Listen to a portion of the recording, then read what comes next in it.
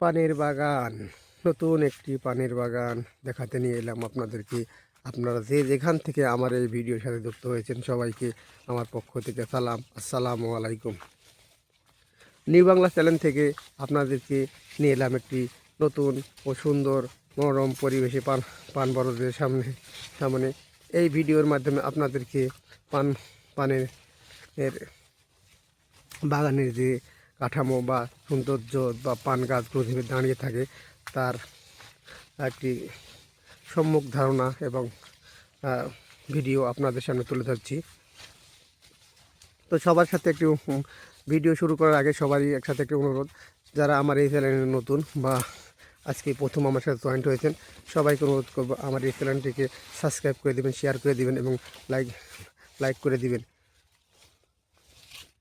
আপনাদের একটি like comment শেয়ারই পারে আমার আরও নতুন নতুন ভিডিও বানানো উৎসাহ দিতে। তো এটি একটি পান বাগান, এটি একটি পুরাতন পান বাগান। এই পান বাগানে সারি সারি পান দেখা যাচ্ছে।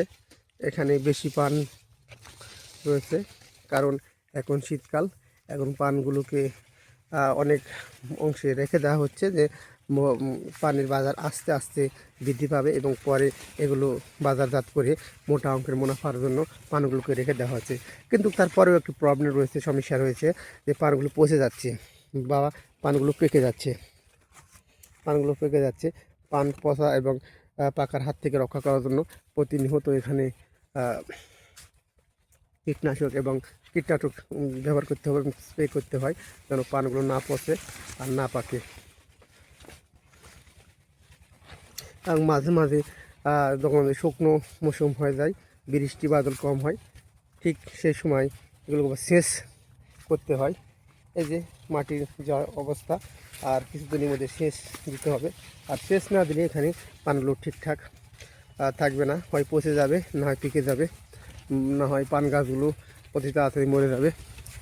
এই একটি পান গাছ দেখা যাচ্ছে, পানগুলো সব একটু ইয়ে হয়ে গেছে, গাছগুলো মারা যাচ্ছে কারণ পানির অভাব, সম্ভবত মাটিগুলো অনেক শুষ্ক হয়ে গেছে।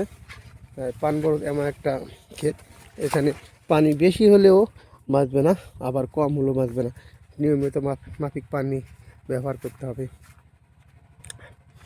তো আপনারা যারা আমার সাথে যুক্ত হইলেন এইমাত্র, তাদেরকে বলবো যে ভাই আমার এই চ্যানেলটিকে সাবস্ক্রাইব করে দিন, শেয়ার করে দিন এবং লাইক কমেন্ট করে আমার সাথেই থাকবেন। আপনাদের একটি কমেন্ট, লাইক কমেন্ট শেয়ারই পারে আমার নতুন নতুন ভিডিও বানানোর উৎসাহ দিতে। তো সে আশায় এখানে শেষ করতেছি। সবাই ভালো থাকবেন। আল্লাহ হাফেজ।